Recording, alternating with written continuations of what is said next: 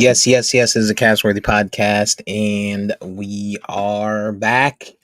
Super Bowl Sunday, February 9th, 2025. It is Super Bowl Sunday. I am Big Steve, aka Last of a Dying Breed, on the X Machine, Elon's Twitter, joined by the Nazi VP, capital of the world. the Nazi capital of the world, I suppose, or just the racism capital of the world. Boy, Kanye is going crazy over there. He is wilding. I'm here with VP. We are 2/3 of the Castworthy podcast. And we're here to give you a little bit of this, a little bit of that, talk a little bit about the Super Bowl, what we think is going to happen today with the Kansas City Chiefs and the Philadelphia Eagles. Get into a little bit of political banter and also talk through, some things that can keep you busy, because I know it's snowing up north and you're probably looking for some stuff to watch, get through your day, lead you up to the Super Bowl or after the Super Bowl, or just a little Netflix and chill action. But let's get it started, man. Kansas City Chiefs versus the Philadelphia Eagles today kicks off 6 p.m. 6 p.m. 6 p.m. is when it starts, of course.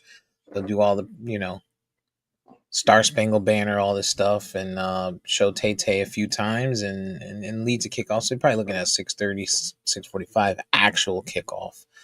Are you excited for this game? You think this is going to be a good game, and it's in New Orleans? I want to talk a little bit about that in a second too. But how you feel about this game? Yeah, I mean, I'm excited, man. I mean, before I even go there, let me back up a second. Our host usually starts off the podcast by asking how was the week or whatever. I was actually very excited to talk about my week now week. this finally we get a week where you want to talk about some shit. Usually is, how was your week? No,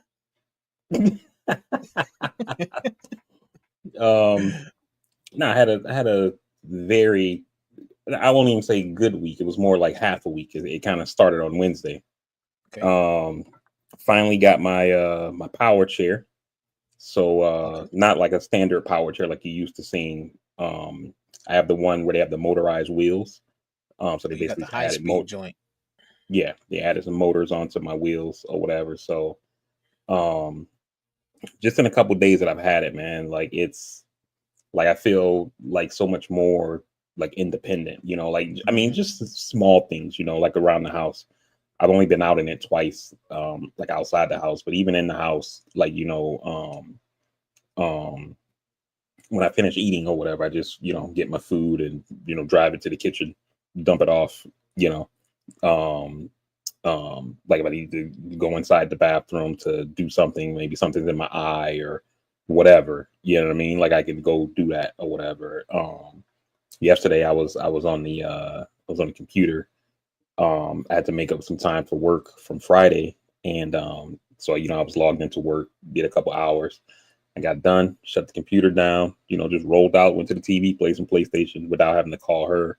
They're like, hey, can you pass me this, pass me that, to get me set up and stuff like that. So like just those small little things, like even when I needed something, sometimes my legs, just because I don't have like control over them, and like my feet, due to my condition, I can't really wear shoes. And so sometimes, I'm wearing socks or like my foot wraps and things like that, and there's no traction on them. So like as I sit, my feet will sometimes start to slip forward to get ready to come out of the leg rest. And I have to call her in here like, hey, I need you to reposition my legs. And so she still has to help me with that. But now that I have the power chair, I just roll out to the living room to her, like, hey, can you adjust my legs real quick? She does it, and then I just come back in the room or whatever. You know what I'm saying? So like just those like small little things in the last couple of days, have been a joy, man, to have just a little bit more independence. I still need a lot of help, given the severity of my condition or whatever, but like just getting some stuff back like to myself, you know what I mean? It's been huge, man. That's good. And like, I mean, that's short term wins, but medium long term, and as you transition into getting more comfortable going out into public, you'll feel a little better too, because you don't got to depend on someone pushing you, or getting tired, whatever that looks like, you know what I mean? So Right. that's a And good. she has her own medical condition. So like, that's one of the reasons, we needed this. It's just because, like that's very tiring for it takes a lot out of her to push me, even though I'm in a chair, I'm not a light dude. Um and the chair like kind of paid off like huge on Friday. I had an appointment at the VA. I used the VA's transportation system to go to my appointments. So they came and picked me up at the house, and we're rolling down the 417. And there was an accident that was blocking one lane of traffic, so it cut down to one lane on the 417, and it ended up making me late to my appointment. My appointment was at 8. We arrived at the VA at 8:02, but I still have to wait to get offloaded off of the transportation vehicle. Right. So I told her, hey, because I was trying to call. I have the VA's phone system has been screwed up for like 2 weeks now. They claim it's a system update, and I'm like, it seems like around the same time you started hearing all this bullshit with Elon is when the phone systems. I've never had a problem calling the VA before until the last 2 weeks. I haven't been able to talk to a person on the phone in the last 2 weeks. So I think there's a correlation, but whatever. So I was trying to call to let them know, like, hey, I'm here. I'm just waiting to get off the vehicle, but I couldn't get through. So I had her just go to where my appointment was to let them know, like, he's here. They're just offloading them. And then once the guy got me offloaded, I just drove over to the appointment myself. You know what I mean? Right. So even something like that, let us, have a little bit of convenience of not necessarily convenience, but instead of her trying to rush me over there and tiring herself out and stuff like that, even while I was at my appointment, she left to the VA. Like hospital cafeterias suck, but their cafeteria actually has pretty good food. So she always goes and gets breakfast when we go there. And so she went down for Can't really breakfast while I fuck was up doing. breakfast though. Well, they do good lunch too. Like the lunch is hit or miss. It's not every day as good, but they usually have good stuff. But anyway, Yeah. she went down and got breakfast, and they make like fresh omelets and shit like that too at break. It's not just like cooked breakfast. You just give me some of that, give me some of that. Like they make omelets to order or whatever. So, but anyway, so she went and got breakfast, and I got done with my appointment. So I called, like, hey, you done? She was like, yeah, I'm checking out or whatever. And I was like, all right, I'll meet you downstairs. And then, I just went down there and, met her downstairs or whatever. So that part has been great, man. So I'm really enjoying it. Yeah. Is it like battery? Do you have like a limit or something? Yeah. So my battery pack, the guy told me if I'm just kind of doing stuff around the house, the Mm, battery will probably last about 2 to 3 days. If if I go out doing a lot of distance, that'll take a little bit more off the battery. In total, the battery is slated to be able to travel about 12 miles on a full charge.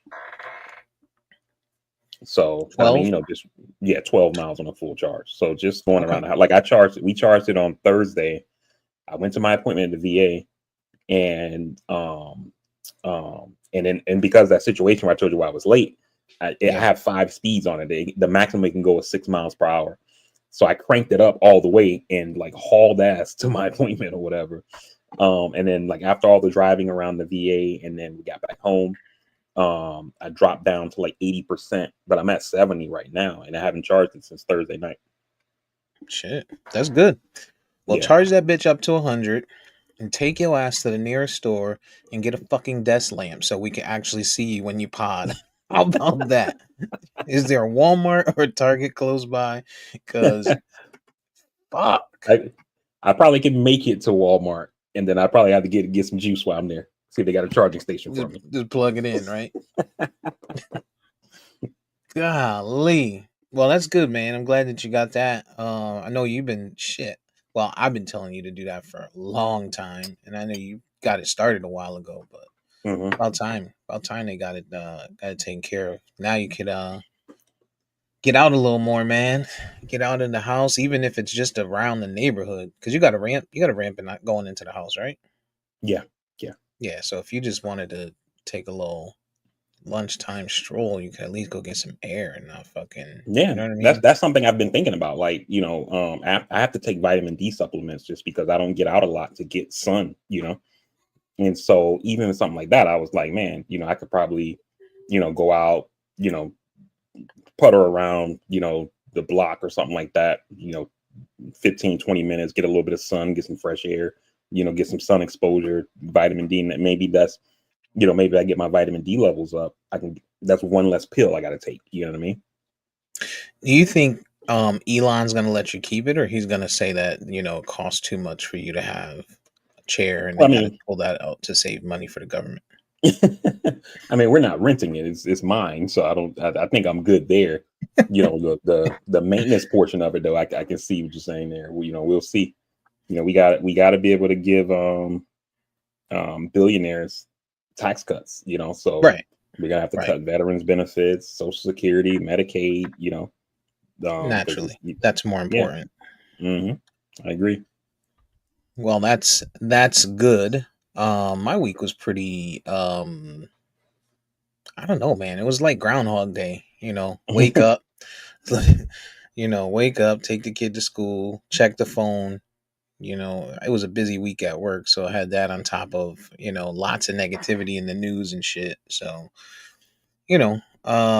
that's really it. I got my cruise booked yesterday for spring break, so I'm excited about that. We'll take a quick joint out of Fort Lauderdale, quick Bahamas joint, but Okay, um I was like a able, 3 4 day. because yeah, just a 3 night joint. Okay.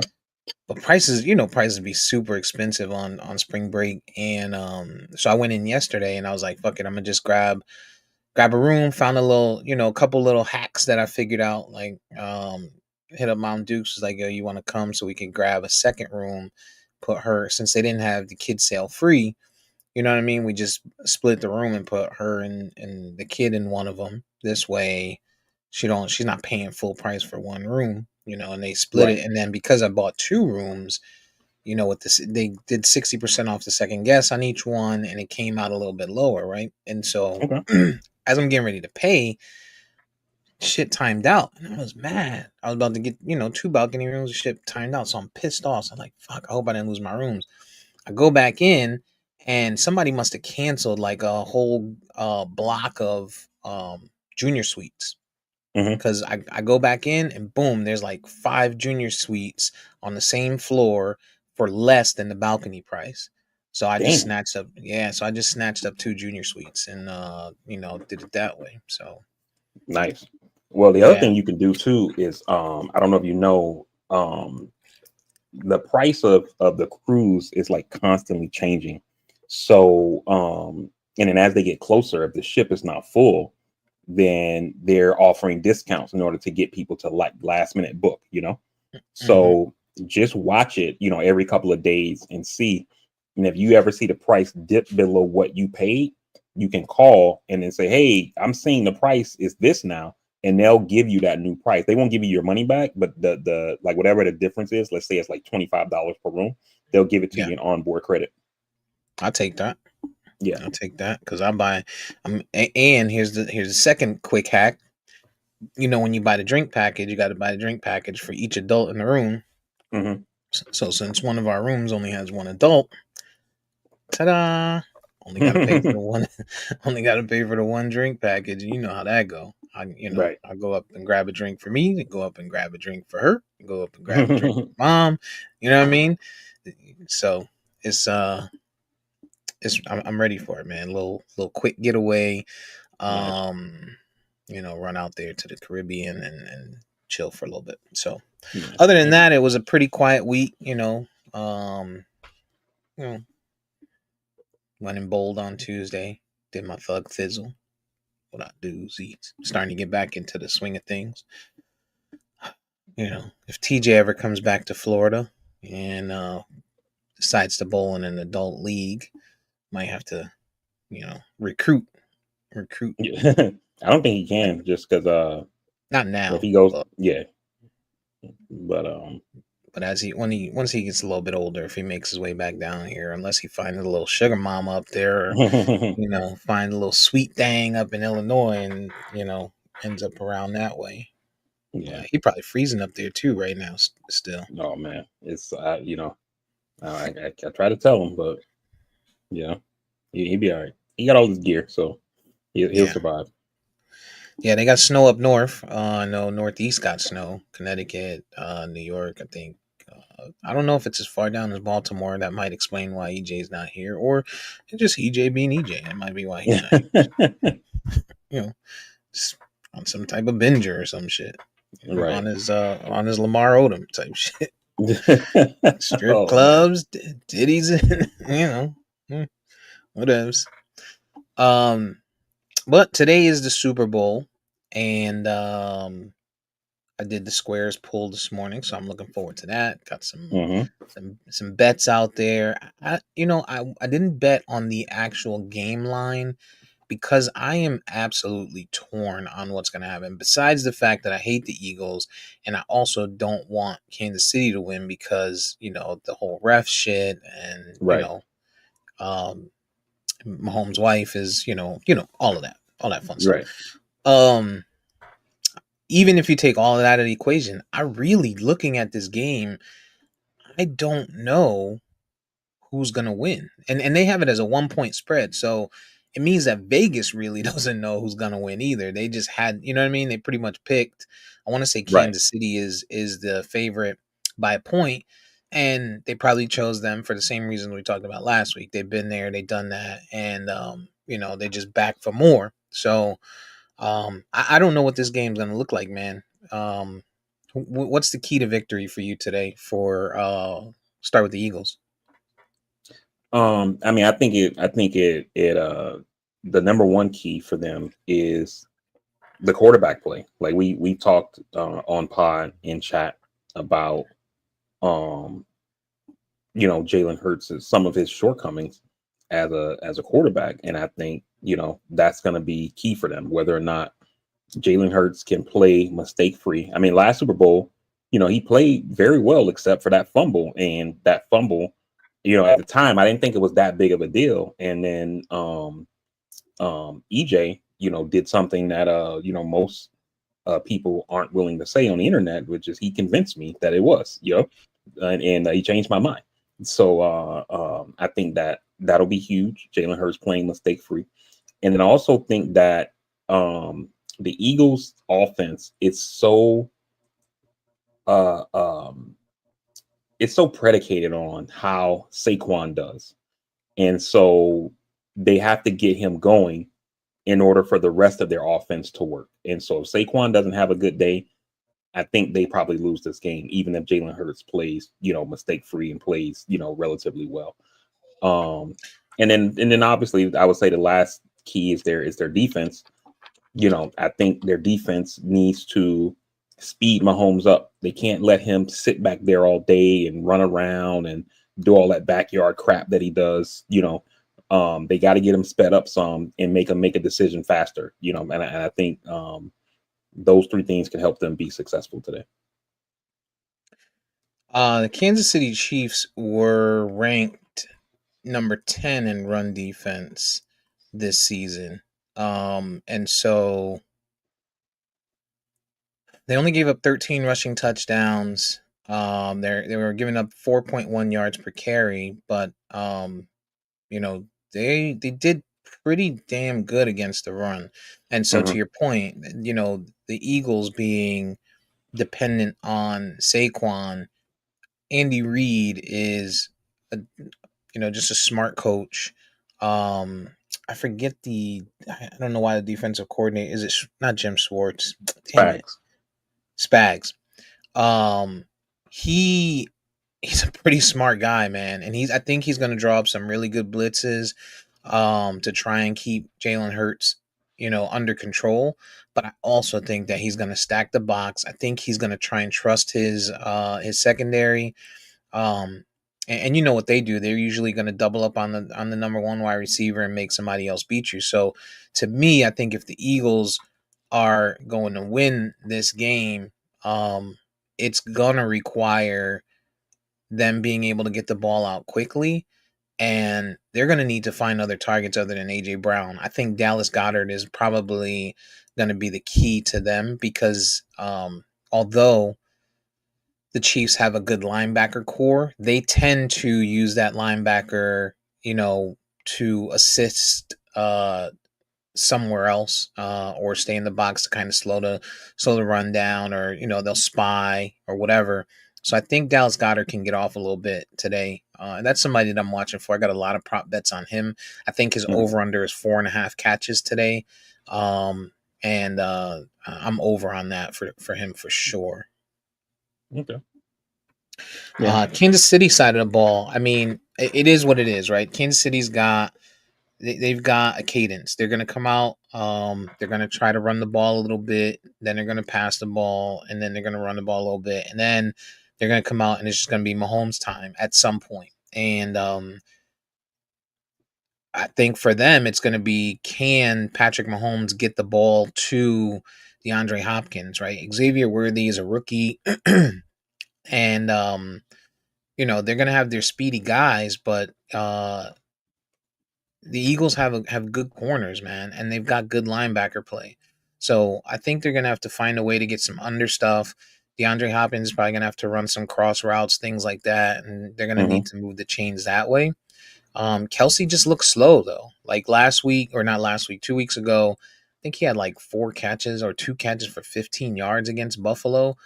Right. Like he can't have that type of game against the Eagles and then win, in my opinion. It's going to take a little bit more from either him or DeAndre Hopkins. I just don't think Hollywood Brown and Xavier Worthy are the guys to get it done, and certainly not Kareem Hunt. Yeah, you know, he's not going to be the guy, and Pacheco still just doesn't look right. So Right. it's going to be a Nah, little bit of fight, I think. yeah, I agree with all of that, man. I think the difference maker, obviously, Mahomes, and then Andy Reid just he just seems to find a way, man. He just seems to find a way, whether it's getting a first down, a 2-point conversion, getting into field goal range to get a tie or whatever. He just seems to find a way, and so I think for them, that's going to be the big difference maker right there. Is Andy Reid's play calling. And that's the kind of the thing I was talking about too when I talked about the Eagles like speeding Mahomes up, because what we see often with Kelsey is that Mahomes goes through his progression, and then he starts running around schoolyard style a little bit, and then you're 4 or 5 seconds into the play, and then all of a sudden Travis Kelsey is open 25 yards down the field. And it's like, how did, like, he's their number one guy, like how are you losing him? So I think that'll be key for them, but also key for the Eagles as well to try to contain that. Yeah, yeah.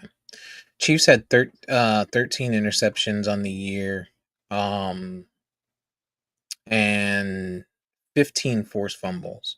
So, you know, they're gonna have to hold on. The Eagles are gonna have to hold on to the ball. That Chiefs defense is gonna be, like we said, you got Patrick Mahomes, but I think the Chiefs defense is gonna be a major difference maker in this game.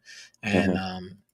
although the Eagles defense has got or offense has gotten way better this year, um, you know, you still got, nobody wants to talk about it. And if you take it out, it means nothing, but you still got the refs that are going to be paying attention. Yeah. And the false starts that we've seen the Eagles consistently make for years that haven't been played, we saw Hmm. them called when they played against Kansas City last time, and I think you'll see it again. So I don't like the Eagles. I'm not an Eagles fan. Obviously, I got this big old Cowboys hat on. Um, but I do think that they're fighting an uphill battle in this game, and again, I still don't know who I want to win. So outside of who you think's going to win, who do you want to win this game? For me, man, I would prefer if the Eagles won it. I don't want to see the three-peat, like the Chiefs have. You know, I think, like, how in baseball, you watch baseball more than me. Like, they refer to the Yankees as like the evil empire and stuff. And I think it's just because people are just tired of them winning so much, like over their Now it's the franchise Dodgers. history. And they win all the time, they spend all this money because baseball don't have a salary cap and stuff like that, so people are just like, what the fuck. And in the NFL it's salary cap, so they can't do that. But then you see, it seems like everything goes their way with officiating, these calls that just seem like they come out of nowhere. The media just constantly you know praising them and all this kind of stuff. It just makes you like hate them. And Hmm. so, like, for me, I just don't want to see them win and get that place in history as the only team to three-peat. And it's kind of sad that I think in this day and age, it's hard to root for anybody because, I mean, if you think about it, like for us as sports fans, the folks in the 70s and the 80s got to see the Steelers, and even if you wasn't a Steelers fan, it was like, man, that was like some crazy football. Wow, I'm glad I got to see that. Hmm. And in our generation, you got the Patriots, right? And for me, I'm a Dolphins fan, so my Patriots hate is kind of ingrained, but to have all of this stuff surrounding that team, where you have the tuck rule thing that happens, and then the rule changes about how you get the quarterback because of Brady getting injured, and then the tapes, and then the deflate gate stuff, and all this stuff surrounding Brady. I feel like you know, and again, maybe it's just me, but it's like it's hard to root for that. It's hard to be like, man, I'm glad I got to see that because I feel like a lot of it was unearned, especially in the early part of that dynasty. Maybe not so much in the latter part. And with the Chiefs, it's starting to feel that same way, where it's like it seems like the fix is in, the games are cooked, and we already know who's going to win. They just got to go out and play the game, and then figure out what the score is going to be. But we know it's going to be the Chiefs at the end, and that's not good. A good feeling as a football fan. Obviously our teams aren't in it, and we want to see a good game. But I don't want to wake up on Monday thinking like, man, that game wasn't really good because of all this crooked shit that happened or whatever. Yeah. Yeah, no, I kind of agree with you. And I would be on the same page as you if it wasn't the Eagles, and if I didn't want to hear Eric's mouth.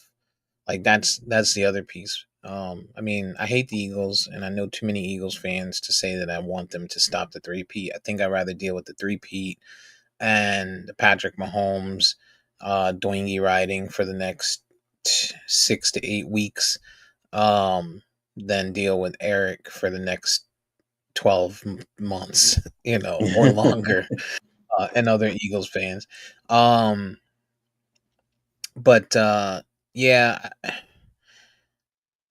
but you get to see history, right? Like that's the other thing too. Like through the years that we've lived, we've seen a lot of history in sports, and this would be another one for us to see, which would be pretty cool if Kansas City got that got the three-peat. I do Hmm. think that they're going to leave it all out there because I think they start to slow down after this year. Like Mahomes, he still looks good, but he's throwing more interceptions. His passing yards per game is down a little bit. So I think they start to slow down. Kelsey, if he comes back, he still looks right now. He's already looking slow and not very mobile as it is. Um, Not really winning his routes and stuff. So I think next year, if he does come back, we're going to see a major decline from him. Um, so I think this is the Chiefs' window. Um, for their anything after this, I think is a little bit of an uphill battle for them. Now they do got some money and they'll be able to fill some spots and stuff, next year and years to come, I'm sure. But Father Time is undefeated, and I could be wrong, right? We said the same thing with Tom Brady, and then this Hmm. guy goes to Tampa Bay and wins another one. So never know. And really, Mahomes is not that old, but he Right. is slowing down, and and I don't know if it's just that he's cocky. Maybe I don't know, but he's throwing a lot more interceptions and bad balls. Than he has in the past, and there needs to be more attention to detail there for him after this year because he's not going to have the blankie. I don't think, at least not as good of a blankie with Travis Kelsey. Right. And I mean, I think they've been kind of a, it's hard to even say this because I mean they're in the Super Bowl for the third time straight. But it's like they're kind of a victim of their own success because they're always picking late, you know. Hmm. And so a lot of that top talent that you would expect them to go get, like at the wide receiver position, for example, because they don't really have good receivers. I mean, Xavier Worthy seems like he could be a dude, but we don't know yet, you know. And then they got Kelsey, and you know, like you said, he's older, he's slowed down drastically from you know, I remember 2 years ago, uh, you know, we were making the same point, and then this season, or not, I'm sorry, not this season, 2 years ago, we were making that same point, and then we were excusing it, like, oh, remember he had that injury at camp. It seems like he's not fully healed, you know. And then this year, he still looks the same, you know. And I don't think he has any injuries. It's just he's old, you know. Um, um, so yeah, man, it's. I think that they have to try to reload, like you said. They do got some money, and the thing for them that's always gonna be good is that that contract that Mahomes signed. I mean, at the time, everybody's like, "Oh my God, it's the richest contract in NFL history because it was 10 years, you know, 400 and like what was it, like 450, 470 million, something like that, Hmm. 200 and something million guaranteed." And you know, people were saying like, you know, they gave this guy $500 million. Like, how are they going to build around him? And then like once you actually see the details of the contract, it's very team friendly. They've already restructured that contract 2 or 3 times already, and it just keeps creating more cap space for them to go out and do things and try to keep that team good for his career. And so I think that that's also me and my brother talked about this this week, and I was saying like you look at the last two generational teams that we saw, which was the Patriots and now the Chiefs. And you had Brady, who always took less money for them to keep the team good, and that team was dominant for 20 years. And then you have Mahomes, who, while his number looks big on paper, Mahomes is like the eighth or ninth highest paid quarterback in the NFL.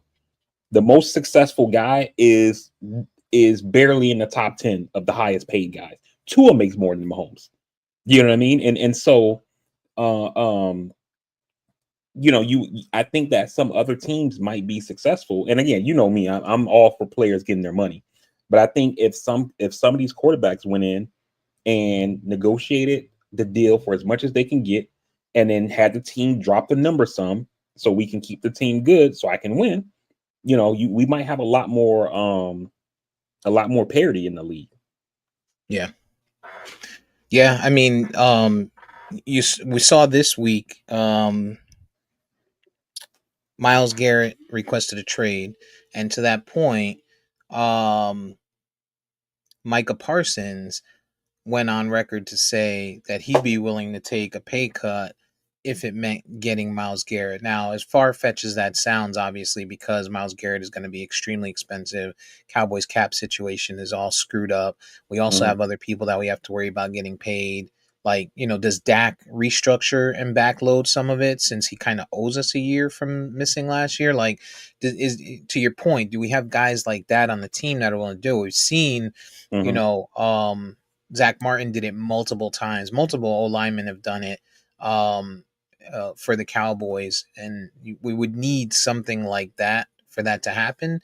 But yeah, I mean, if you want to win, you know, winning is going to get you endorsements. Winning is going to get you paid, right. and the more you win, the more you can send your agent back to these tables to say, hey, we want to go ahead and add some incentive based bonuses, this year or next year, or to whatever that looks like, and we're willing to restructure, to help the team, but we want some incentive based bonuses added to it. So if we get you to the AFC or the NFC conference championship, we need X bonus. And I think that's what you see with some of these guys.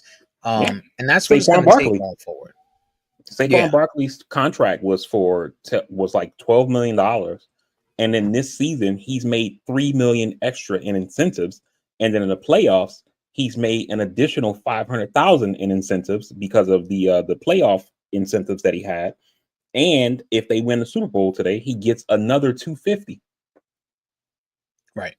He gets another 250 plus, right? Because Right. then how he's gonna hit him on the backside, pause. And look him out. They can look them all out. I'm sure if they end up winning, Super Bowls bring endorsements. Yep. End of story. He's going to end up with a, tag hauler, invoice, endorsement, or maybe some sneaker endorsement, some sleeping pills, or just some. It'll be something weird and Right. random, but it'll be sizable because you're gonna have a company that's looking to redeem themselves, and they're gonna overpay. They'll be willing to overpay for a Hmm. hot athlete. You know, he had the rushing championship this year too, right? He had the most yards. Yep. So, and really, I think he did himself a little bit of a disservice not going for that 2,000 in that week. But Hmm. you never know. He could have gotten hurt. So I do get that. But if he breaks, you know, Eric Dickerson's record, there's a chance that even more opportunity there. But I think nonetheless, I think he gets there either way. And if they win, forget about it. Forget about it. The pay cut is worth it at that point. One, he gets a ring. Two, he's going to get the endorsements, and going forward, it's just going to be beneficial to him. Yeah. And then today, all he needs is 30 yards today to pass Terrell Davis for most rushing yards in a season, including playoffs.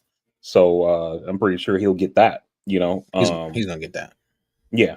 So, and today's his birthday too. So, I'm pretty sure he's probably planning to go off today. So but yeah, Well, man, it just shows you that if these guys, and again, I remember Kobe Bryant said this when somebody asked him about taking less money. He was like, "It's not my job to make sure the Lakers books are straight," and I don't think that is any player's job.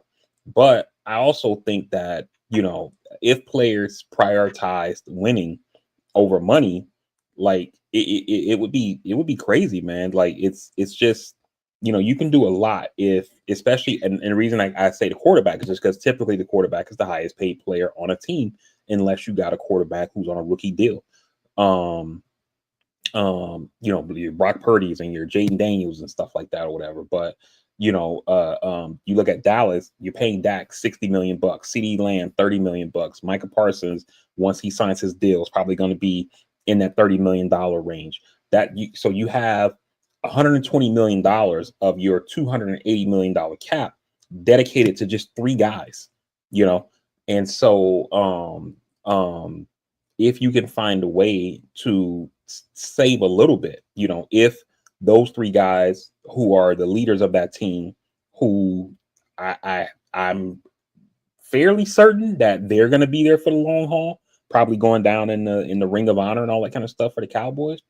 What if those three guys got together and said, you know what, let's each take 10 million less, like not per year, like just like on the total contract or something like that, you know, and most of them are on 4 or 5 year deals, and you're talking about them saving the team, 6 million bucks a year or something, like whatever that would work out to on the yearly, and you start thinking about how you can bring more guys in to get things done. Who knows what happens, man. yeah. I mean, that kind of savings opens up your opportunity to bring in veterans that have been paid, the guys that already gotten their big contract, that are now just Exactly. looking to contend. You know what I mean? The Exactly.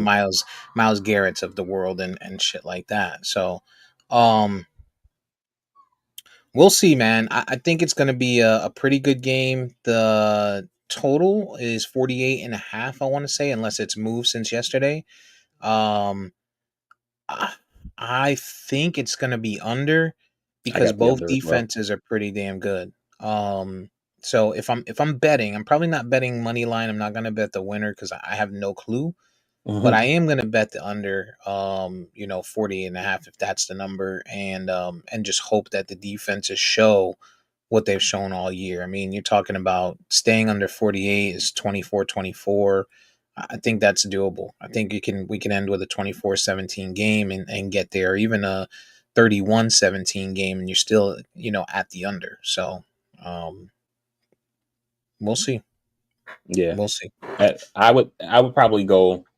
Like if I was doing a parlay on this game, I would take the under on the total points.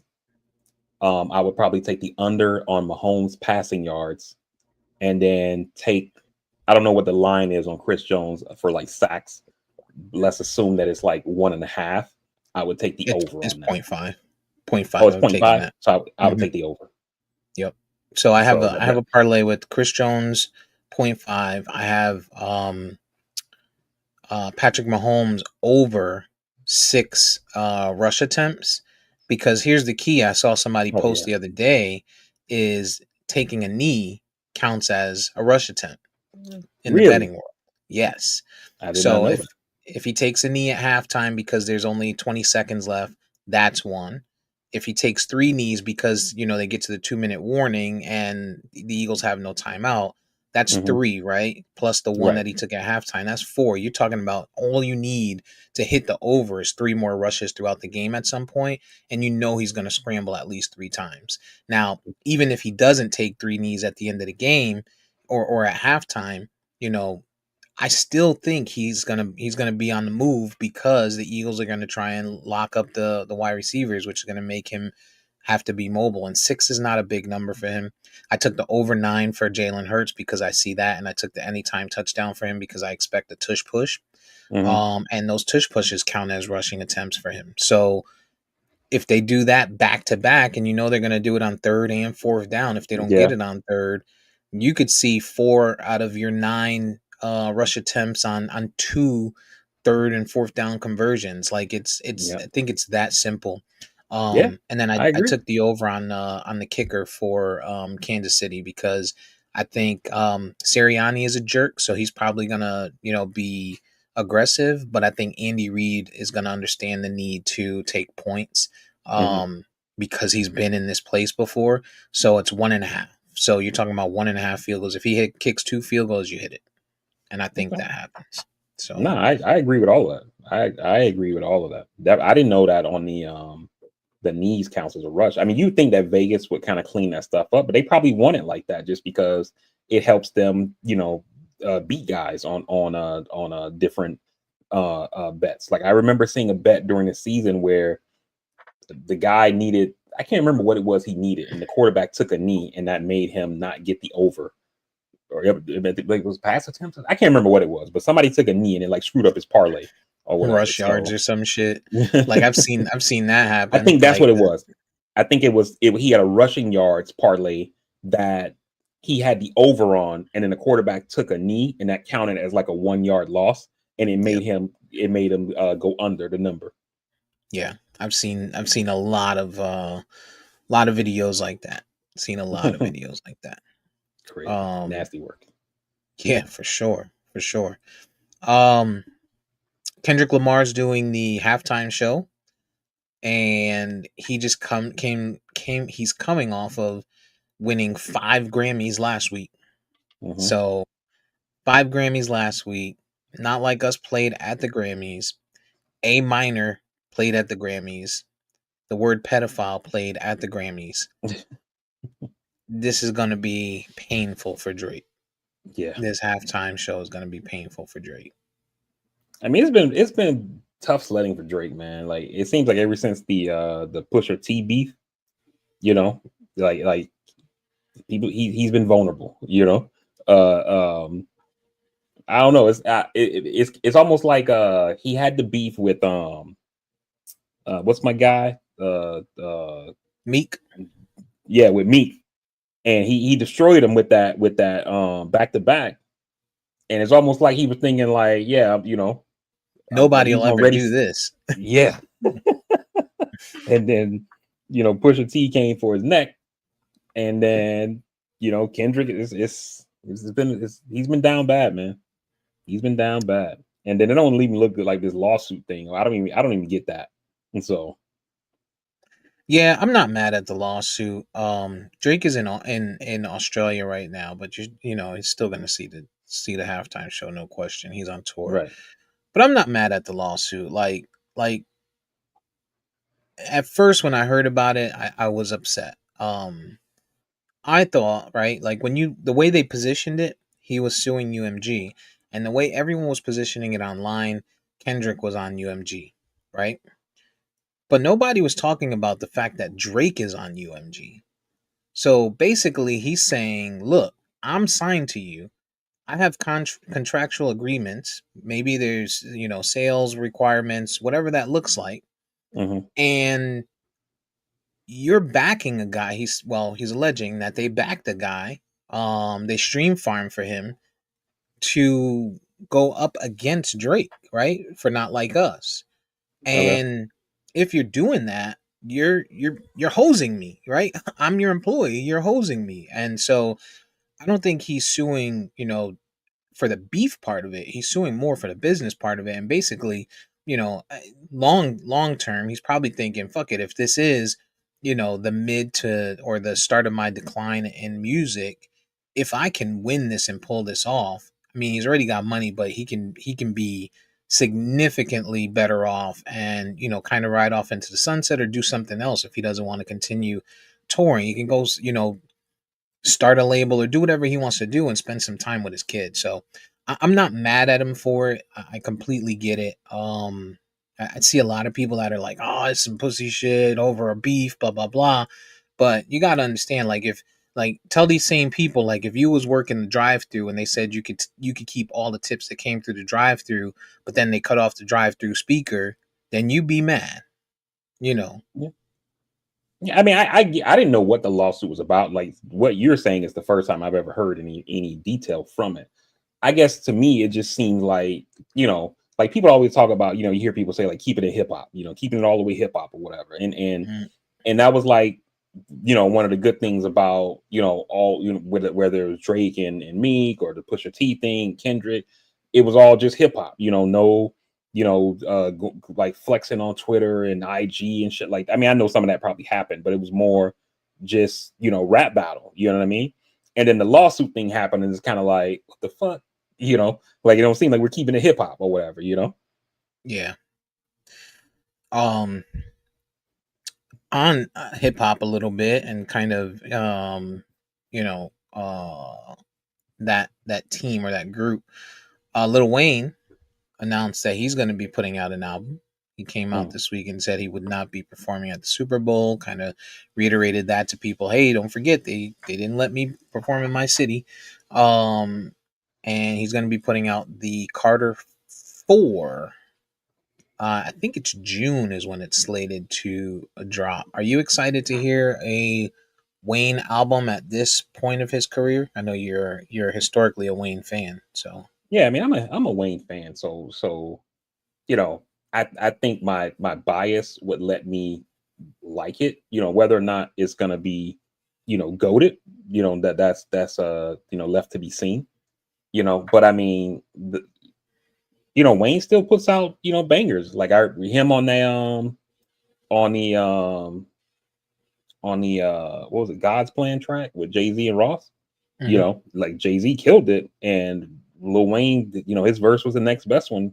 And his verse was really good. It's just Jay-Z like left Earth, so Yeah, it was close. They both went crazy. yeah. So, he obviously still can write, still can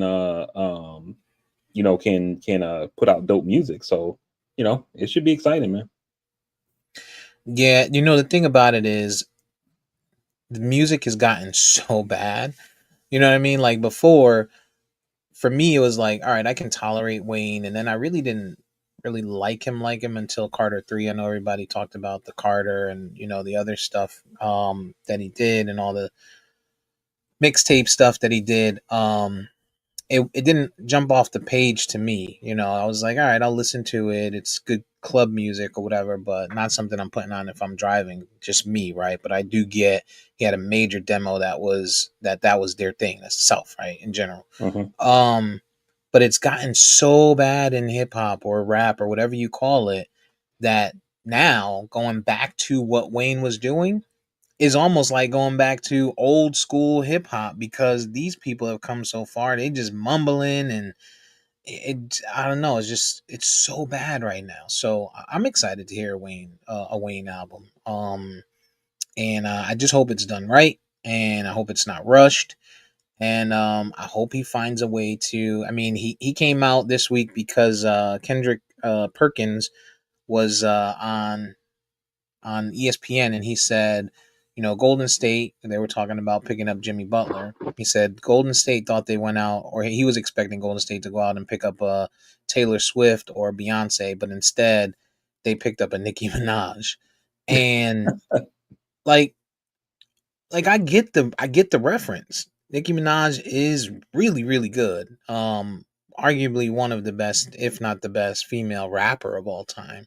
But Hmm. those two are arguably the best artists of all time. You know what I mean? Right. Like definitely female artists, in that conversation for sure with Mariah Carey and Janet Jackson's and I think Beyonce is far beyond Janet Jackson in my personal opinion, but you know, um that's what I get from it. But anyway, back to what I was saying.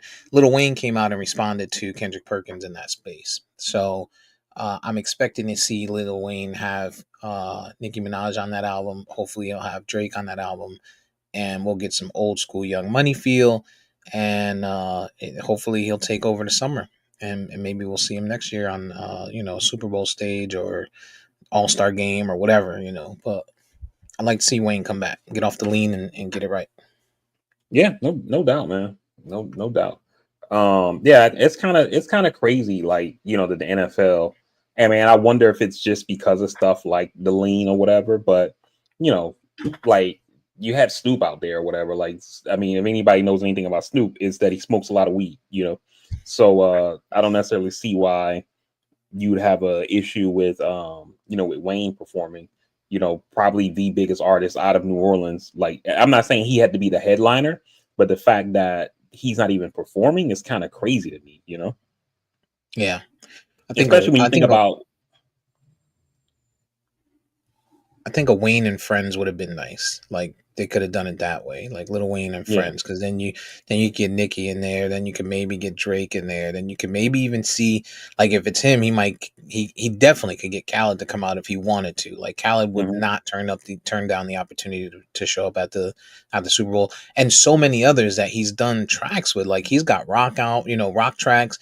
He could have really created a halftime show, sure, in a shortened time, but it could have been little blurbs or clips of some of the hottest shit with some really good cameos, similar Mhm. to what we saw with the West Coast shit. Yeah. Yeah, and that's what I was getting ready to say. The You look at the West Coast thing, you look at all the artists that got. I mean, they had Dre, Snoop, Mary J. All these, and people were like, "Yo, how come they didn't have the game out there?" Like, people wanted more, and they already had a bunch. Hmm. And so, and I'm pretty sure it's going to be other artists and not just straight up Kendrick. That's just kind of what they do now. But the fact that you're in New Orleans and you don't bring out you're in New Orleans, your halftime show is a hip hop theme, and you don't bring out the biggest hip hop artist in the history of that city is crazy to me. If you're taking one of those weird parlays, this is a free bet to anybody. You should take the yes on SZA showing up and the yes on Mustard showing up. Parlay Mm. those two because they will both be there. We're gonna hear all the lights with SZA, and we're gonna hear Not Like Us, and no question Mustard is gonna be there. So you should plan for that. And that's probably some easy wins. I'm actually gonna check and see if that's on the app that I use right There now. you go. New Orleans is an absolute madhouse. I don't know if you saw any of the videos this week, actually, I think most of them came out today. Bourbon Street is a freaking madhouse. It looks more packed, 10 times more packed than even Mardi Gras. Hmm. It's crazy. And the thing about it is, New Orleans is kind of small as a city. You know what I mean? So while you could be in certain outskirt spots, you can plan to be in Bourbon or in the French Quarter and hope that you're gonna bump into celebs and baddies and stuff like that. So I could see why it's probably packed like that, but hopefully no casualties and hopefully everybody gets home safe. Yeah. Yeah, I mean, it's crazy, man. Like, I was watching a video this morning from. Do you know who Teeny Younger is? Teeny younger? No. You've probably seen her and maybe just didn't know who she is. She's one of these like TikTok chefs or whatever, like one of these like influencer people or whatever. She's like Okay. this super skinny white chick, blonde hair, married to a black dude. But she does like a Sure. lot of cooking videos on TikTok and IG. And Okay. I follow her on IG or whatever. And she was saying how she's at the Super Bowl. She's been in New Orleans all week because um one of the, I don't know if it was Food Network or somebody or whatever, they invited like a bunch of like food influencers or whatever to come out there. And if you think 10 years ago this would have been like, oh, we're gonna have Rachel Ray at the Super Bowl doing blah blah blah, or Martha Stewart or whoever, and now it's TikTok chefs or whatever. Right. And they had her in a live studio, cooking and meeting fans, taking pictures, signing shit, interviews and stuff. So you got, I mean, the world has just changed so much that you got traditional media, social media influencers. I mean, and there's one thing if this was like, if she was like a sports TikToker or something that was out promoting her team and covering the league and things like that. But like, you got food people who are being brought out to the Super Bowl for stuff or whatever. So, I could just imagine how it is out there. And then not to mention, Mardi Gras is what, next week after, something like that. So Mm-hmm. yeah, Mm-hmm. Mardi Gras, Fat Tuesday. Yeah. I love New yeah, Orleans, man. I want to get back yeah. there this year. I'd love to. I like it a lot. And Food is great. I have to imagine that everybody who works in the tourism part of like the mayor's office or whatever, they probably all look like that. Remember that meme from the Popeyes worker when the chicken was going crazy? Mm-hmm. And They he's probably sitting all outside looking in the like that, back right? smoking a cigarette. No question. No question. I'll tell you though, like when the few times that I've been to New Orleans, the they're nice people. Like the service workers are tend to all be like any restaurant you go into, and I think it's because similar to like Jamaica and all the Caribbean and stuff, they Mhm. understand that tourism is major for them. That's where a lot of the money comes from. People Yeah, going in to visit. Other you know, but people seem to be pretty damn cool, really nice people. So yeah, um, man. That's one thing I love, like with big like touristy places. It's just the people, I know the people are probably tired, overworked and stuff, and they still find a way to be nice. Like you don't walk in and like, oh my god, another fucking customer. yeah, I'm Like beat. they're just, yeah, they're just so nice, man. Like um um I remember the last time we cruised, we went to the Bahamas, and for us, whenever we go, we don't ever eat near the port. We always go like in town to we eat where they eat or whatever, where it's not a big Yeah. tourist trap. And we went to this one spot, and we came, I'm in the wheelchair. And so I came in, and when the lady saw me, she's like, "Okay, wait a minute." She's like, "Me," she starts rearranging the restaurant and shit, just to make sure they had room to, bring me in and stuff. You know what I mean? Hmm.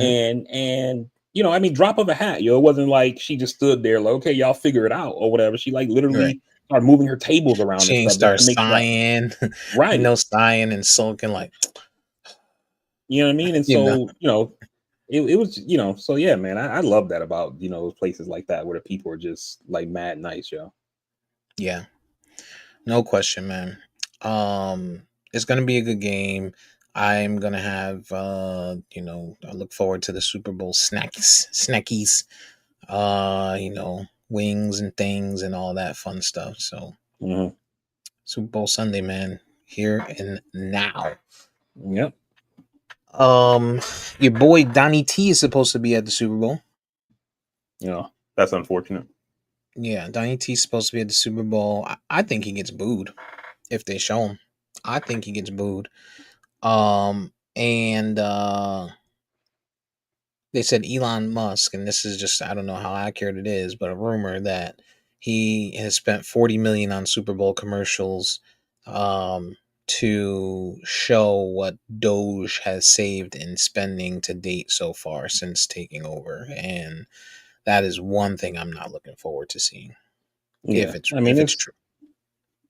like I just think like his his meaning Trump's like constant need to insert himself into whatever narrative is just it's just insane like how narcissistic this dude is. Like he's like, man, I'm not gonna be the talk of the town for a day.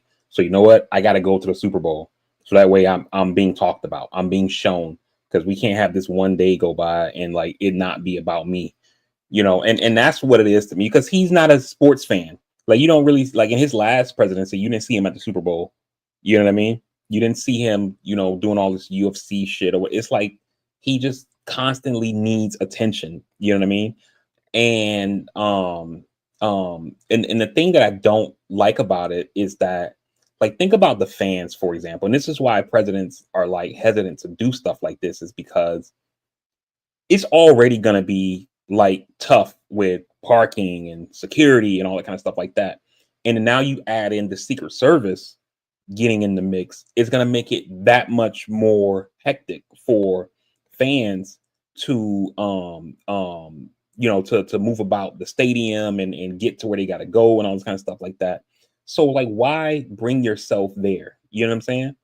Right. Traffic and all. I mean, I'm pretty sure they already were going to have certain roads closed and all that kind of stuff like that. But even more so now that they gotta have the president's coming in with his motorcade and all that other kind of stuff that's required for transporting him. You know what I'm saying? So Hmm. it's just ridiculous. Like I remember they had a story saying that how the Obamas were considering not going to their daughter's I don't know if it was high school graduation or college. I can't remember which one it was, but like not going just because they knew if they showed up, what it was going to do for the other parents who got to get in. You know what I'm saying? And they went anyway, but like this is the kind of stuff that like presidents typically think about is yeah, this will be good for me, but like what kind of impact am I going to have on everybody else if I show up or whatever, because for them it ain't gonna be a problem getting in. You know what Yeah. I'm saying? Oh no, he don't care. He Yeah, don't care exactly. at all. At all. I hope he gets booed right after they cheer on Taylor Swift. Like that, Hmm. like that's what I'm hoping for. The good thing though is where the Mercedes Benz Dome or Superdome or whatever they call it today is um it's within walking distance from a lot of where all these people are chilling at. So Okay. yeah, it'll cause some traffic stuff, but hopefully not too bad of a problem. But yeah, once you're inside, now you got, they're gonna have extreme security if this loser's there because Hmm. it's just what he's gonna it's what he's gonna want to show, right? Yeah. So I mean, you but even see like when he was running this time around in 2024, and that the storm what was it? I forget which one of those storms it was that hit somewhere, and Trump was like, "Oh, I'm gonna go," and the mayor was like, "Please don't," because like we're still in the search and rescue phase right now. We need all our cops available to help with that. And if they come just because of the laws, we have to pull them off to go join your Secret Service security and providing, road assistance and stuff like that to get you moved around or whatever. And he's like, yeah, right. I mean, fuck those people who are missing. I'm still coming, because we Yeah. can't have a day go by where I'm not the story. Whereas Joe Biden, who was president at the time, was like, yeah, I'm going to get down there. I'm just trying to figure out what day, just because I don't want to go down there and have an impact on search and rescue that's still going on. Yeah. Yep. Shit is insane, man. Like like the selfishness, the how self-centered and egotistical this dude. It's insane. And people, the at least the folks who support him, they love that shit. Like I just don't get it. You know what I mean? Like it, whatever. It's just yeah. Did you see on Twitter that leaving MAGA is trending? No. Well, at least it was yesterday. I'm not sure if it still is today, but leaving MAGA was trending, and so I went into um some of the posts and the hashtags and stuff, and then I looked at people that were actually making some sense of it. And basically, yeah, when people are saying that that these people are not mad about what he's doing, they're just mad because it's starting to impact them. Yeah. So. and It's and just a and bunch of that's why, selfish people, man. yeah, and that's why I keep I don't know if you noticed in the chat, like whenever we see those stories, about people who are Trump supporters impacted by some of the shit he's doing, I just keep putting that, fuck around, meet, find out, and because these folks, they don't real, the government is huge, and you know you don't realize how it's one of those things when government policy is done, especially when you're talking about cuts. People who care about this stuff, they try to cut with a scalpel, whereas what Trump is doing is just cutting with a hatchet. you know and Mhm. so it's the same thing with like the immigration stuff or whatever. These folks who, I'm seeing a bunch of stuff down from Miami with the Venezuelan population who are pissed that Trump is revoking their TPS status, which is temporary protective status, Bye bye. and yeah, and they're like, oh, we got trade, and they got us to come out and support him, and now he's, they're gonna deport our people, blah blah blah blah blah. And the thing is, though, right? What I think a lot of people misunderstand is that a lot of Hispanics folks, and especially the ones who are on the lighter side of the skin tone, I think that some of them believe they're white, and so they thought when Trump and JD Vance and Republicans were shitting on TPS, it was the Haitians in They're not Ohio. talking about. Yeah, they're not talking They're about not talking me. about us Right. because we're not the ones eating dogs and cats and all that other bullshit they said. We're the good ones or whatever. So he's only, they figured it was going to be something more targeted, with a scalpel.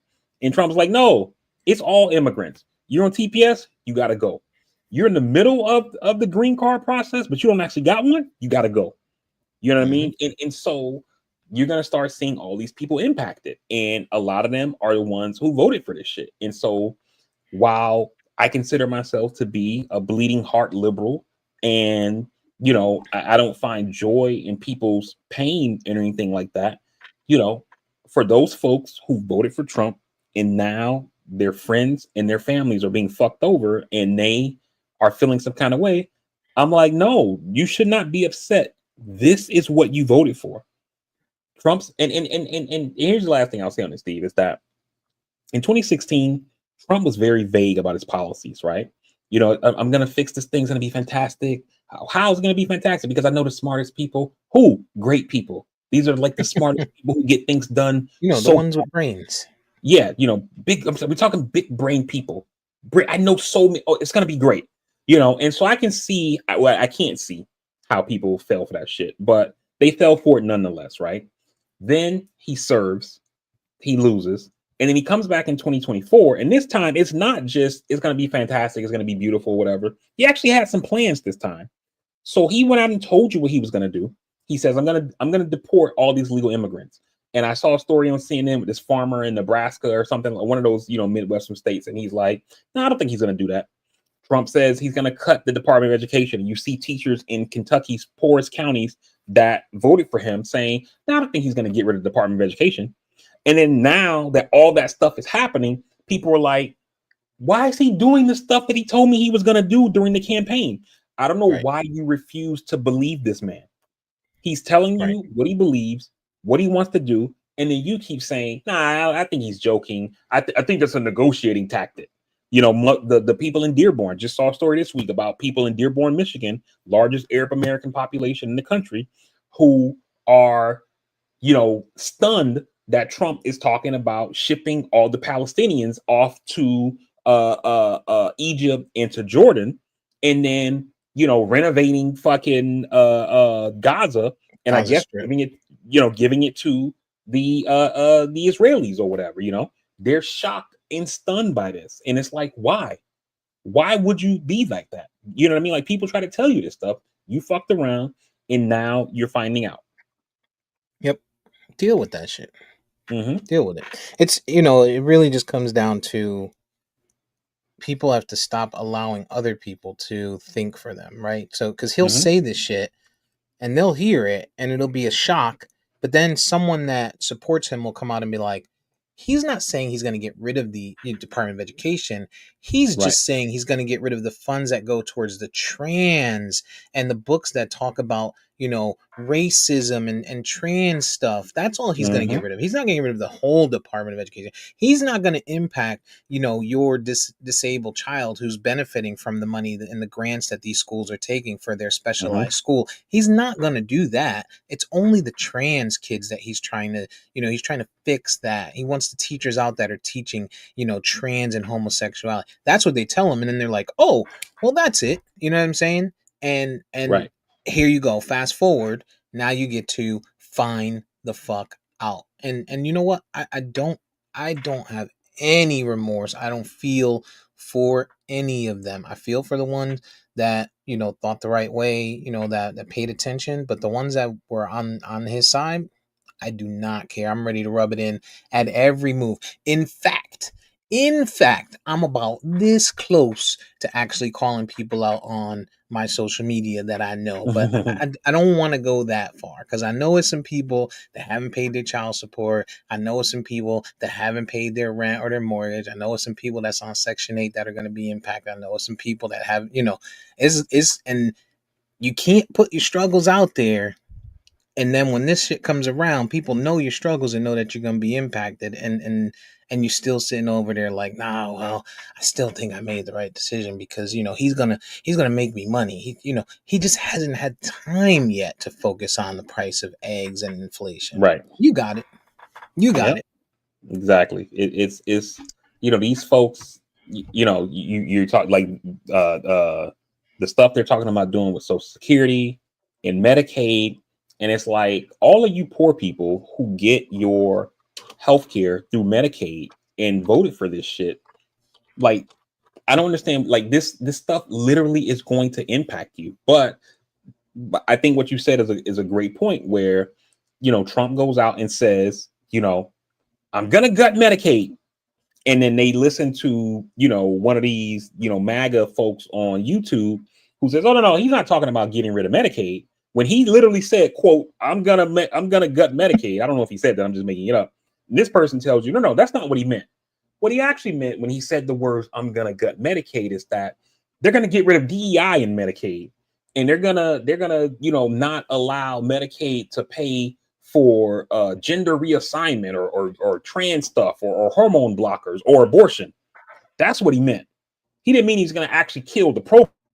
And it's like you, in your mind, heard the words, I'm going to gut Medicaid, but you're able to translate that into all this extra stuff, and you're fooling yourself. You know what I'm saying? Right. And so, it's I can't even say. My brother likes to say like Trump finessed them or whatever. I'm like, he's not. They're finessing themselves. Yeah. Yeah. Well, when it hits the fan and they're impacted, this gonna be me. We spoke to a few of them earlier. Ladies, maybe get a word? Hide the money, y'all. There's poor people around. With your broke ass. Yeah, I dog. don't. I don't care, yo. I really Yeah, don't, man. I it's don't. crazy, man. The It's time crazy. And like for the time for caring for other people, and we I think we've tried and tried and tried to push that message to people, and you're gonna be impacted, and it's Mhm. gonna hurt. Yep, that shit is gonna hurt. And it's it's crazy, man. That story that I saw on CNN this week with the teachers in Kentucky. They talked to a teacher and a principal, and the principal is like, oh yeah, like so much of the money for the school, we get it through the Department of Education from the federal government, blah blah blah. And she's like, you vote? Yeah, I voted for him. Why? I was ready to start putting America first. And it's like, okay, but you don't understand that America first means, yeah, we're gonna shit on the immigrants and the black people and stuff like that, but also really America first means America's billionaires first. We didn't really mean poor white lady in Kentucky teaching these kids, like, 'cause we don't give a shit about you.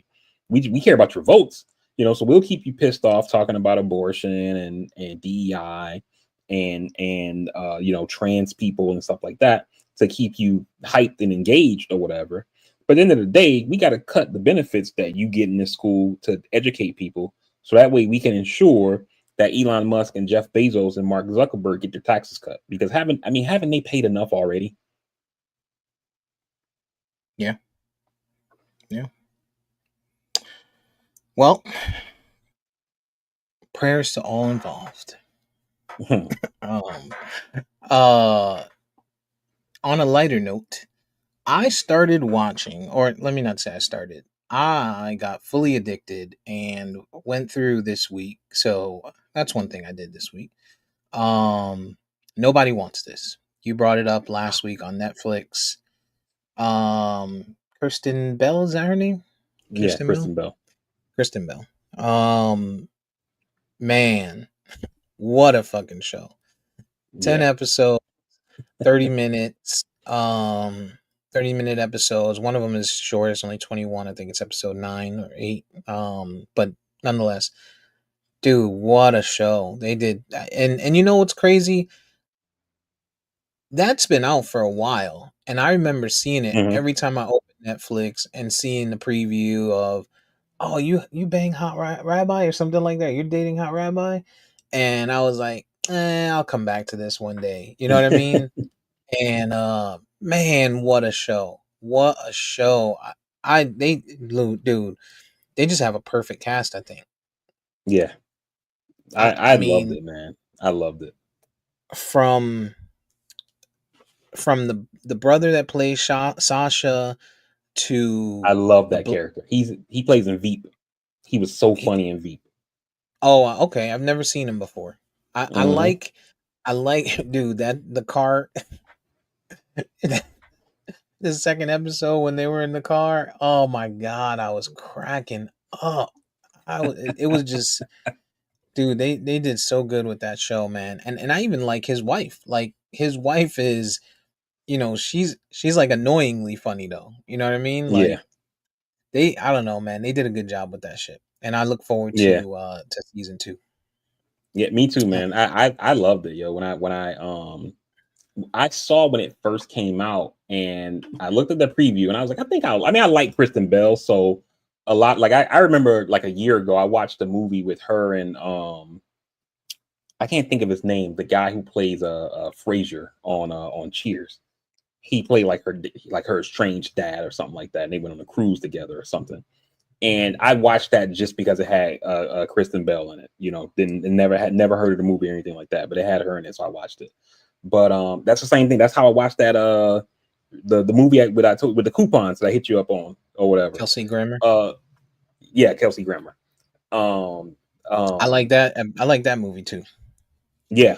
I can't even think of it. It was Queen Pins was the name of it. Yeah. But yeah, so that's how I ended up watching that. I was like, oh, I got Kristen Bell. I was like, oh, and Vince Vaughn, sign me up. You know, Oh, so I forget watched it. it, Yeah. and I and watch anything with um, Paul in it, yo. yeah, and so when I saw this had Kristen Bell, and I looked at the preview, I was like, I think I'm gonna like this. So I put it on the list, and then just kind of forgot about it. And then how every now and then Netflix will throw your list at the top or whatever. And so I'm like, let me start watching this thing or whatever. And I watched the first episode, and I literally went in thinking I'm gonna watch an episode, see what happens, and I'll check it out here and there. And the first night I watched like 4 episodes, just back to back to back or whatever. I was just loving it, man. That show was great. The cast I loved, and I liked that I knew so much of the cast, like Kristen Bell, obviously the dude who plays Sasha, he was in Veep. The dude who plays the rabbi's dad, that's the dude who was like with the Greeks in The Wire. Oh, Um, okay. I knew I recognized his face. yeah, yep, that was the dude who was he was like the number 2 guy with the Greeks in The Wire. Um, the woman who like her friend, when they kept telling, like, it was whenever she would go out when Kristen Bell would go out with her friends, and it was like the Asian girl The and then the Asian white girls, chick with the yeah. dark hair, the Yeah. the white one with the dark hair, she played with Kristen Bell on The Good Place. And she's um funny too, yo. yeah, love her. So they had a lot of faces I recognized in there, so I liked it a lot, man. I enjoyed it. The one who played Kristen Bell's sister, she's from I love her. Succession. So Oh, is she from Succession? mhm. She fine. Ooh, Yeah, she is. boy, is she pretty. Yeah. Justine Lupe, that's her name. Listen, man, Kristen Bell is underrated, yo. I think Hmm. she is wildly underrated. Like she's been in some really good things, and it usually works out. It usually works out. I like her a lot. Yeah. And she's 44 years old, dude. Like she's starting to get to that point where she's no longer going to be able to play the cute young girlfriend. You know what I mean? Right. I mean, But well, I don't know. I mean, Jennifer Aniston still pulls it off. So yeah, but she fine as well. yeah. Woo, woo. Let me tell you something. One of the great whites right there. um, you know, I started did you hear of that show Paradise on Hulu? No. Yo, they got one. Hulu got one. And they know they got one. Like just the way that they intro the first episode, Put that on my you could list. tell they knew they had one, yo. They got one, yo. That shit is phenomenal. And it's not, they didn't dump everything out. So I want to say it's only 2 episodes out right now. Well, I only watched 2 last night, and it said that there Hmm. was a third, there might have been a third one, it looked like. Um but when I first started watching it, there was only one out.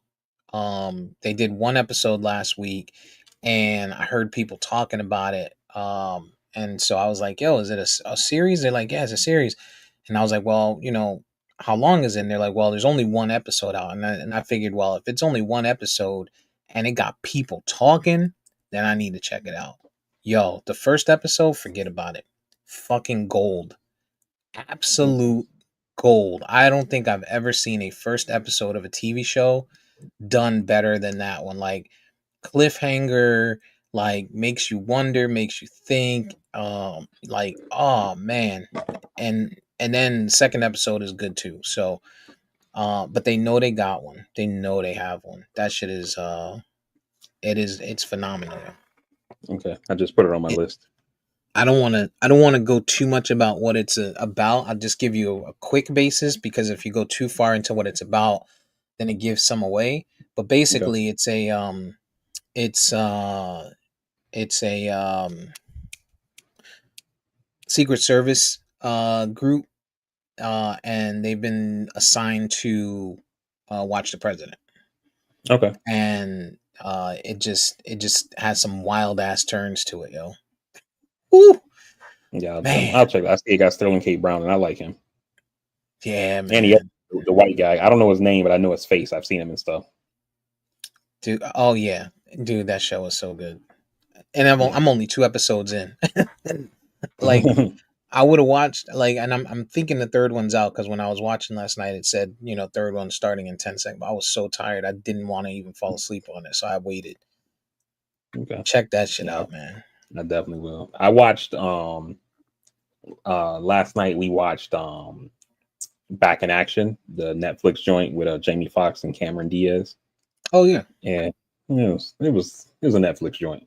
So blah, yeah. yeah, it was kind of blah. Like one, I've never been a fan of Cameron Diaz. Like I remember when she was hot, like back when Charlie's Angels came out, Hmm. and people, oh my God, Cameron Diaz, and she was on, FHM and Maxim and all this sexiest woman alive and all the kind. And I'm just like, she is just so plain to me. Like I don't It's get her it. eyes, yo. I think her Yeah, eyes are she does have nice eyes, but her acting isn't that good to me. Like, and the thing I didn't like about it, like, have you seen it? I did not watch it. Okay, so in the movie, they basically are like spies who go into hiding, and then they get found out and have to get back in action, which is why it's called Back in Action. Okay. And but the thing I didn't like about it, the first thing that just kind of pissed me off was the cuts. So like in all the fight scene, I mean, there are so many cut takes or whatever. She throws a punch and it's like 7 cuts. Same Mhm. with Jamie Foxx or whatever. You could you could tell they weren't doing the stunts and stuff like that. It was just all these cuts or whatever. And that shit is annoying to me. Like I guess I didn't notice how bad it was in films until I saw somebody call it out when they were talking about John Wick, and they were showing like how look, it's Keanu doing all this shit. It's not a bunch of cuts and stuff like that, or it's him. And then they showed a clip of Liam Neeson in Taken, and I think it was Taken 2, I want to say. But there's Yeah. there's a scene where he jumps over a fence, and that one fence jump was like 8 cuts. And so it's like, and it's like, yo, John Wick. I mean, Keanu's in his 50s as well, and he's still out there getting it done. You know, Jackie Chan saying he's getting it done or whatever. But that's the first thing I didn't like was all the cuts or whatever. And then it was just so unrealistic with the kids. Like they you know, I saw obviously they got the preview. So when they're like, "Oh, I heard you speaking Russian to our gardener yesterday." yeah. And like the kids are like they just talk back all the time and they talk all this shit to their parents. And it's like, okay, I you know how we feel about like white people's parenting. So it's like I get on the Cameron Diaz side, but like, how is Jamie Foxx standing for this shit or whatever? You know, like it was just I didn't really it was. I mean, I'm not mad. I don't feel like I wasted my time, but it's probably not something I would be like, oh, I got to see that again. And so Yeah, I don't know if I'm gonna watch it. I might check it out. Cameron Diaz though, she's she's got really really nice eyes, but she's the historic what America told us was a pretty woman. You know what I'm saying? Like yeah, that's why she, you know, they tell us, oh, blonde hair, blue eyes, high cheekbones, and she's got a hmm nice smile too. She's got nice teeth, but they'll tell you that is the definition of beauty, and yeah, anything outside of that is within the eyes of the beholder. You know what I mean? So hmm I think that's how she got that. But she is she's pretty. And I never really liked her. I liked her. The one movie I did like her in was What Happens in Vegas, the one with Ashton Kutcher. But I also think it's because maybe he carried her, so it might have been that. And I also liked her in Bad Teacher, like she was kind of good I in did that. like her in Bad Teacher. I did like her in that. Yeah, I mean you can't not like her when she's you know you know I liked her being in a a long drunk. in I almost said Along Came Polly. That's Jennifer Aniston. The one with Ben Stiller. Something about Mary, but she's not the star in that. It's Ben Stiller. She's you get her in Yeah, spurts. yeah, she's okay in that. Yeah, Ben Stiller's another great white, like people super underrated, man. Like yeah. I think a lot of people say he's good and like, oh, I like Ben Stiller, I love his movies, but I think people really one day we got to sit down and make a list of where some of these people fall, man. Ben Stiller is Right. definitely one of those. That's up there. Um, Did you yeah, see man, two of our shows are getting ready to come back almost at the same time. New season of Love Is Blind is getting ready to come back. I I'm did see guessing that. they like you said they know they got one, and so it's like they cranking. I mean, it's a reality show, so they can crank them out fast because it seemed like Hmm. it just finished, and now we got another one coming out already. Which also is probably not good when they crank them out too fast. It kind of makes you want make it for me at least. It makes me lose interest. There's no like waiting for it to come back, But Right. and then White Lotus is also getting ready to come back as well. Yes. Yes. I look forward to seeing. I never want. I didn't finish the last season of White Lotus, so Okay. I probably need to go back and watch that. And catch myself up to it. But yeah, Love Is Blind. I think that's on Valentine's Day, so it's a go. Mm-hmm. It's a go. I'll be watching that. Actually, I'm off Valentine's Day, but I think I'm gonna go see Captain America. I'm excited for Okay. that this Friday. I am Yeah. excited for that. I think that's going to be good. Red Hulk. Red Hulk is always going to be, anytime you see Hulk, but you get enough of them and they do it right, usually is going to help the story. Yeah. So I'm excited for that. And then the Fantastic Four, you saw the trailer for that, right? Posted Mm-hmm. in the I chat. did. I thought it That was looks okay. pretty. Yeah, it looks interesting. Yeah. I mean, I EJ told me it was complete and utter dog shit before I saw it, so I kind of went Well, in thinking like, man, this is gonna be terrible. Then I watched it and I'm like, it seems okay to me. Like I don't, oh, he's going to tell you that about everything. Yeah, I know. I kind of feel like I don't know that this is what's going to happen, but in the trailer, it seems like they're in the 70s or something like that. So I'm Hmm. assuming it's gonna be like a Captain Marvel, where this is kind of like a preview, which will explain like why they've been away through all of the events that happened in the early part of the MCU with Thanos and all the stuff that we've seen. And then, in the next project, maybe, their present day, or maybe they'll do some kind of multiverse thing to they went somewhere else and then somebody else came back or something like that. Hmm. So yeah, but I'm excited about it. Yeah, I think it'll be good. I think that's gonna be. Oh, and also there was a story that came out this week, or maybe it's last week, that Marvel is back in talks with Jonathan Majors. Hmm. I mean, a lot of us felt like they shouldn't have cut, like Right. sometimes they move too fast, Yes. um but I also think that part of it too is just that we live in a time right now where like the head of our government is talking about it's too woke and DEI and all this kind of stuff, and all of these things that are like considered bad behavior, or that was considered bad behavior, is like acceptable. You know what I mean? Like they Mhm. have some guy who's like some 25-year-old who works for Elon in this Doge bullshit or whatever. They found these racist ass tweets that he posted, not when he was 16, 10 years ago or whatever, like last November. And so he resigns, and then Elon's like, nope, he needs to come. We're hiring him back. And then now both Trump and JD Vance have come out saying, I don't think we need to punish a kid, for something that he said on some stupid social media post or whatever. And it's not like, he did something inappropriate. Like I remember John Favreau, who was Obama's speechwriter. They posted this picture of him standing next to like one of those cardboard, like life-size cardboard cutouts of Hillary Clinton, and Mhm. he's like hugging her with his hand, like holding her titty or whatever. And people were like outraged by that or whatever. It's super sexist, blah blah blah blah. He got reprimanded and stuff like that or whatever. Okay, here's this young kid who did something stupid.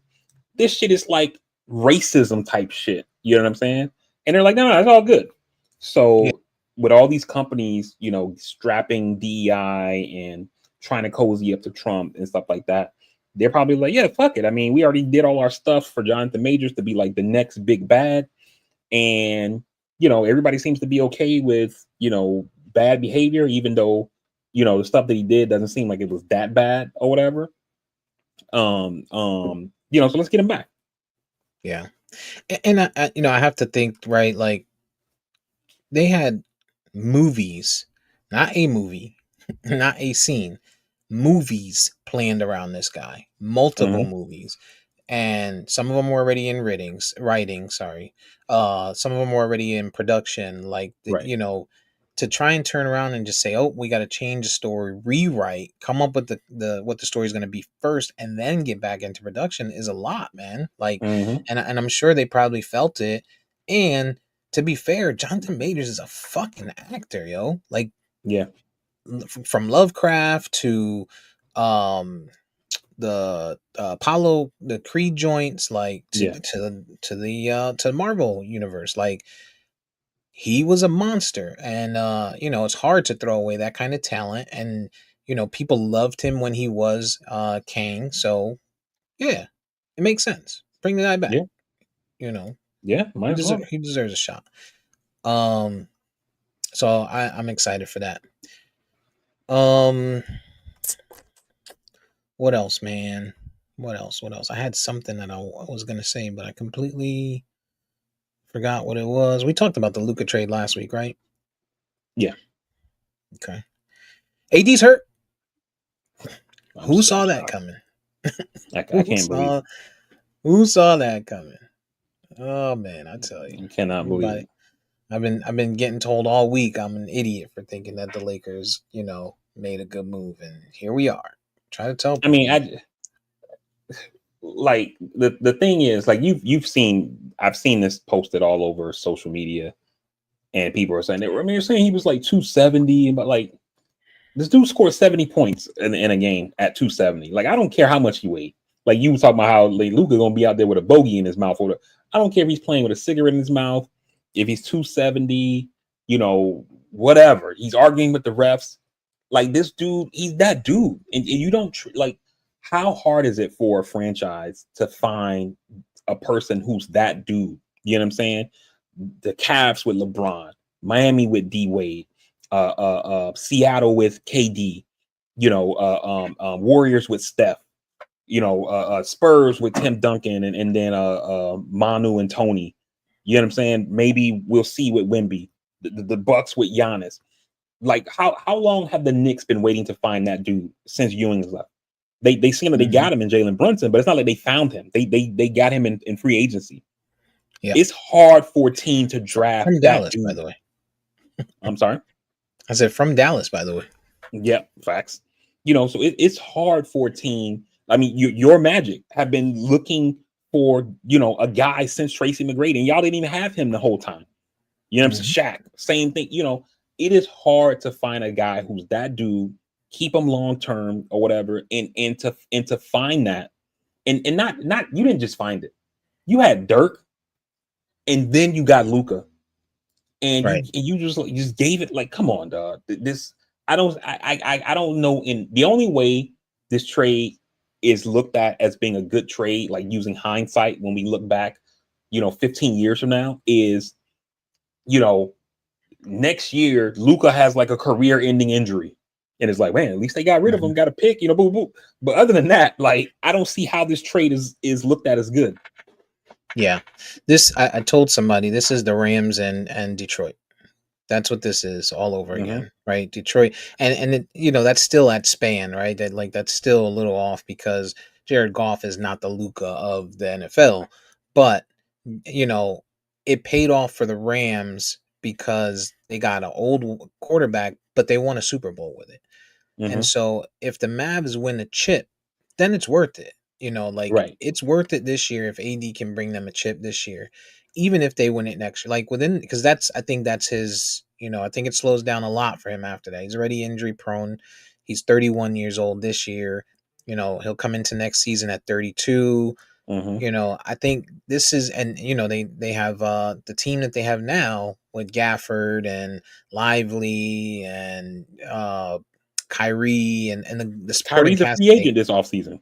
Yeah, that's what I mean. So I think this is the season where they need to win to make this trade, worth it. And if they don't, anything that Luka does from this point on, because LeBron's not going to be there much longer, and even if it's just attract talent in free agency, it's better than what AD would have done for the Lakers in the next 5 to 7 years. So, yeah, that Luka trade it's going to look good, and we saw him coming off of the plane. He's not 270. He's not 270. Exactly. And that 270 it's partially because of height. The dude is like, 10 feet tall. Right. Tall dudes weigh a lot or whatever. You know what I mean? So yeah, it's just it's I think he's like 6'8", 6'9", right. And he came into the season at 230. So if he bounced up to 250, which sounds more realistic than 270, all right, you got 20 pounds, but it's not like he's a high flyer. You know what I'm saying? This guy's not a Exactly. speedy guy. This guy is, we said it last year in the playoffs, this is somebody's uncle standing out there making plays, and you watching him like, yo, let this guy triple double with 32 points. Like, that's his game. His game is not speed up and down the court. So, and the thing I think that's going to be super beneficial for Luka being in LA is playing with LeBron. And I don't mean it like LeBron's going to make him a better player or nothing like that. But I mean, you hear, like, whenever you see older players interviewed, like I remember I heard Kevin Love say it, and they were like, what's one thing, like, now you wish you knew when you were younger in your career? And he was like, the benefits of taking care of my body. He was like, when you're young, you kind of eat whatever, you eat pizzas and burgers and stuff because, it's whatever. And he was like, I wish I knew about, like, what I know about nutrition now then. And, we've seen all the stories about how LeBron spends, a couple $1 million a year just on his body. You know what I'm saying? And with Luka being around that, I'm thinking, he might get right with his conditioning, and that's going to make him even more of a beast. Yeah.